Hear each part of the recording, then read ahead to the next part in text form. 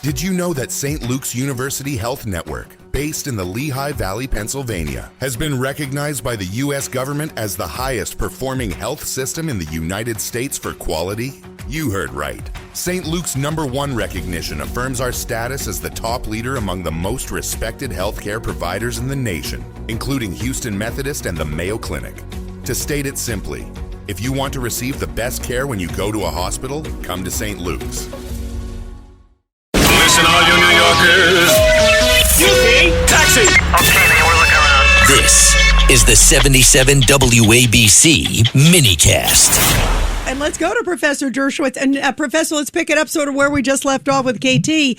On the legal side, some big news today. Supreme Court saying it's going to allow U.S. companies to seize assets in Cuba. This is a biggie during the revolution. Think about how many people had their assets seized by Fidel. And the U.S. Supreme Court is saying, yeah, you can go ahead. What do you think of this?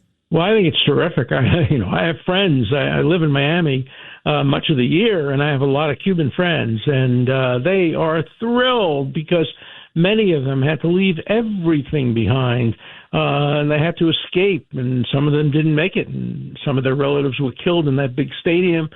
And I'm also thrilled that there's been an indictment against this mass murderer who ordered the killing of innocent people in an airplane. So, I think everything's turning around in Cuba. Let's remember that the Cuban people want peace and they want business.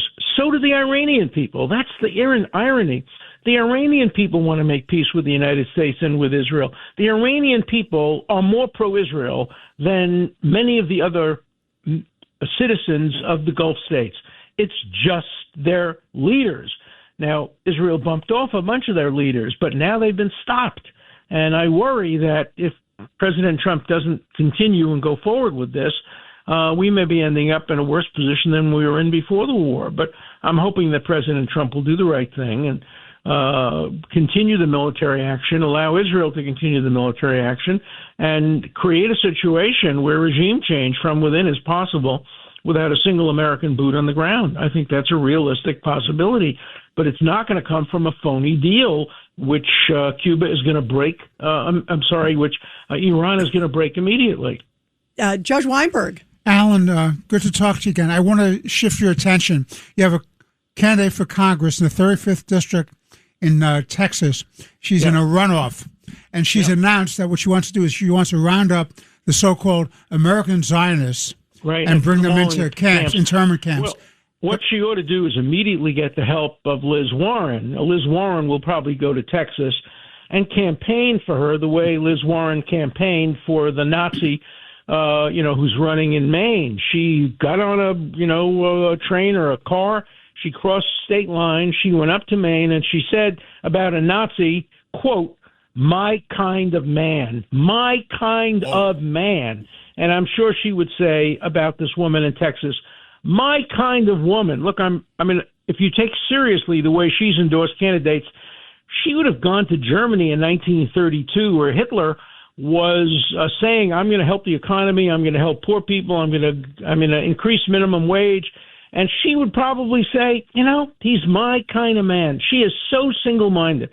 All she focuses on is her economic issues. Doesn't matter that these guys are Nazis, they're anti-Semites. And, I've known Liz Warren for, 35 years. She is not a nice or decent person. And she represents the state of Massachusetts in the Senate. Professor Dershowitz, I got to tell you, a couple moments today I was watching. She's being cornered by the media, Elizabeth Warren, about now some of these new statements from this Graham Plattner, which just get worse and worse. First he's like vilifying Jews. He's vilifying police officers. So she's asked today, and she's ignoring the cameras. In other words, hoping it's going to go away, but not withdrawing. So is Hakeem Jeffries. He's ducking it too. Hakeem Jeffries is ducking it too. And Schumer. Yes, the only time I've ever seen Liz Warren quiet. Ever. Yeah, exactly. Me too. It was like suddenly she had like a fly was on the wall elsewhere, and she had to go follow it. But even Schumer won't do the right thing. The only couple of people who do the right thing in the Democratic Party, but most of them don't. And that's why I quit the party. I can't be in a party with Nazis. I can't be in a party in which the largest number of vote in Texas goes to somebody who wants to put Jews in concentration camps. I mean, sure, the other Democrats say they're going to expel her from the Senate if she gets elected, but the fact that she got more votes than any other Democrat shows you something about where the Democratic Party is going. Yeah, it definitely does. Well, we have a Democrat here. We've got Governor Patterson. Alan, do you think that this woman has a chance to win in the runoff? You never know. It's a weird district, and because the district sort of was moved, wasn't it? Huh? Say it again? The district actually was moved, wasn't it? Yeah, parts of it. Yeah, and it doesn't have a history, and she got the most votes running against decent people. Just like Planner is running against the most moderate Republican in the United States Senate, a moderate Republican, and people think he may win the election. If I'm not mistaken, I think maybe the Republican senator from Maine may be the only member of Congress in all of New England who's a Republican. Yes, it is correct. Susan Collins. She is. She is the only one. Massachusetts are all Democrats. Some of them crazy, radical Democrats. Some of them decent Democrats. The best Democrat who ever was from Massachusetts died yesterday. My friend Barney Frank, who I've known since he was 16. I was at his 16th birthday party. I love Barney, by the way. I go back with Barney. And by the way, I had no idea he was gay. He came up to me on a plane one day before he announced and said, "Alan, I'm coming out." I said, "Of what?" No idea what he was talking about. No, Barney was a great guy, and he was trying to move the Democrats to the center. His most recent book, which will be published in September after the midterms, unfortunately, says the Democrats can only win if they move to the center, even though he's a very strong liberal. I gave the first fundraising party for him when he ran for Congress. I was one of the first people to call him and tell him to run.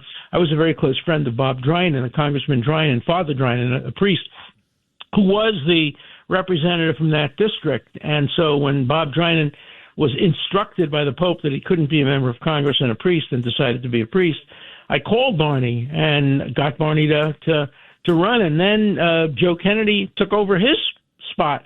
And Joe Kennedy would have been a great candidate, but he was defeated by a non-entity, Markey, who has never done anything in the Senate at all. So, the Democrats just constantly shooting themselves in the foot. It's a mess. Well, Professor Dershowitz, we love you. It's always great to have you here and get your wisdom. We appreciate Thanks.